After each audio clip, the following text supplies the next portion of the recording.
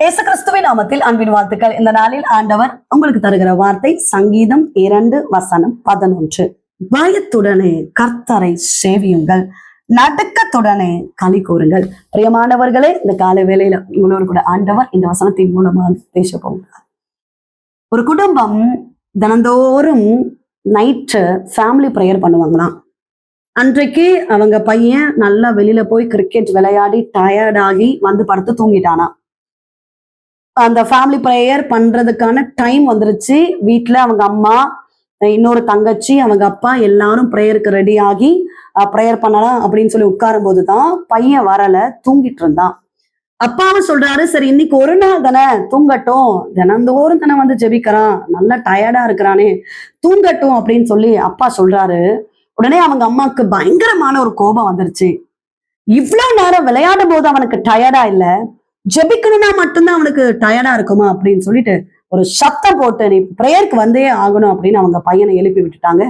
அவனும் ரொம்ப டயர்டா தூக்க கலக்கத்தோடு வந்து பிரேயர்ல உட்கார்ந்தான். பிரியமானவர்களே, பயங்கரமான மழை பெய்து கொண்டிருக்கிறது.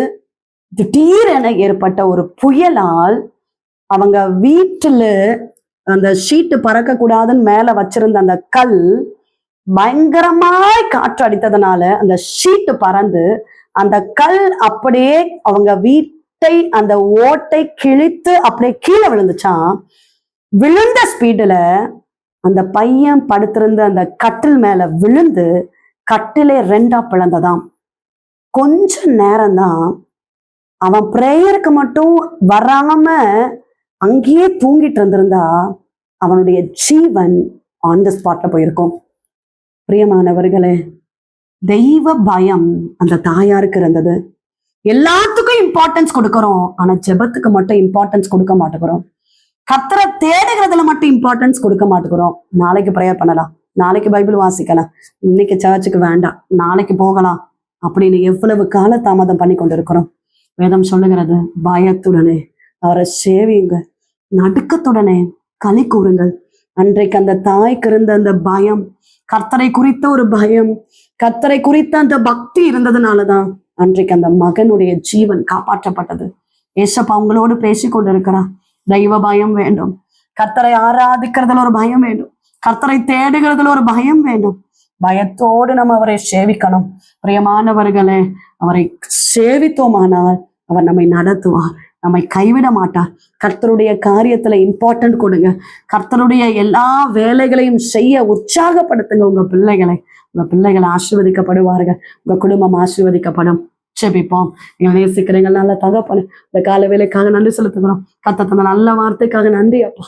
பயத்துடனே கர்த்தரை சேவியுங்கள், நடுக்கத்தோடே களி கூறுங்கள் என்று எழுதப்பட்டிருக்கிறது.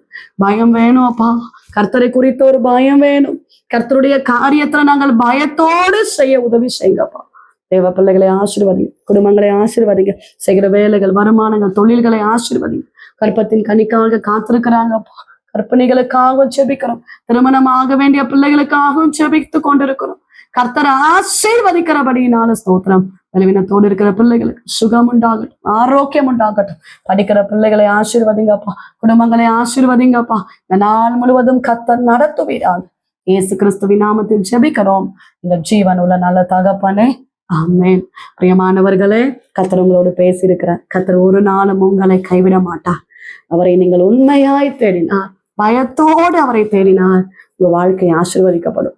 உங்களுக்காக, உங்களுடைய ஜெப விண்ணப்பங்களுக்காக நாங்க ஜெபிக்கிறோம். நீங்களும் எங்களுக்காக, ஊழியர்களுக்காக ஜெபித்துக் கொள்ளுங்கள். டிவோஷன் மூலமாய் உங்களோடு ஆண்டவர் பேசுகிறதை பகிர்ந்து கொள்ளுங்கள். இந்த வார்த்தை அநேகருக்கு பிரயோஜனமா இருக்கும் என்றால் அநேகருக்கு ஷேர் பண்ணுங்க. God bless you.